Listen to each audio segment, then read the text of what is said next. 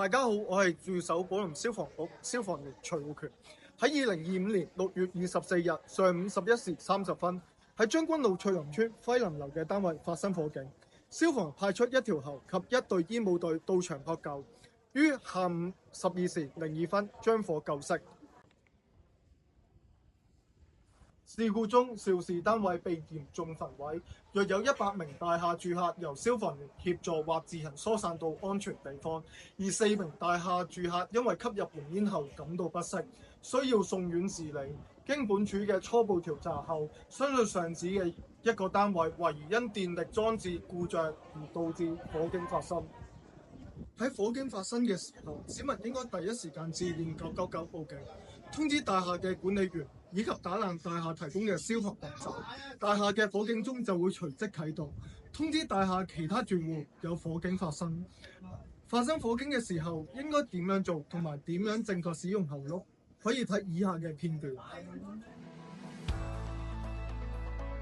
當你身處嘅大廈發生火警，必須保持鎮定。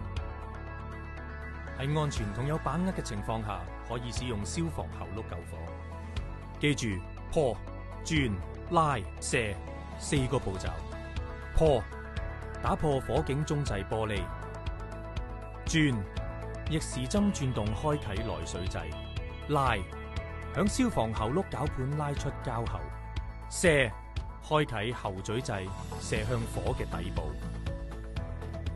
咦？點解冇水嘅？萬一發現消防喉轆冇水嘅時候，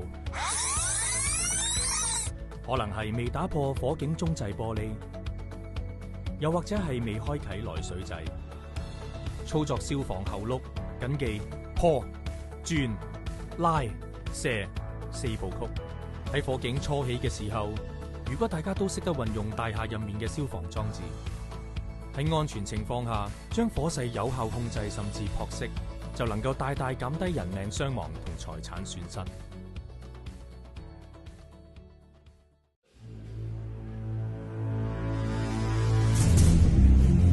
咩味啊？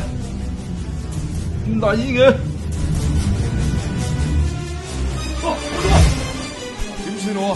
點算我？點算我？點算我？冷靜。點算我啊？靜啲嚟，你再唔冷靜啲，就乜都冇晒啦。喂，阿仔仲喺房喎。阿仔火咗，阿仔。吓？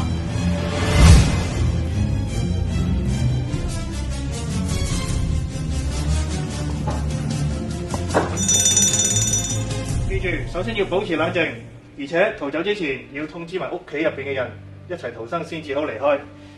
記住，出到屋出面安全地方盡快報警。喺火勢唔係咁大嘅時候，先評估下現場嘅環境同自己嘅能力，先好考慮去救火啊！逃生嘅時候記住攞逃生衫帽，離開嘅時候記住關上大門。任何情況下，自身安全最重要。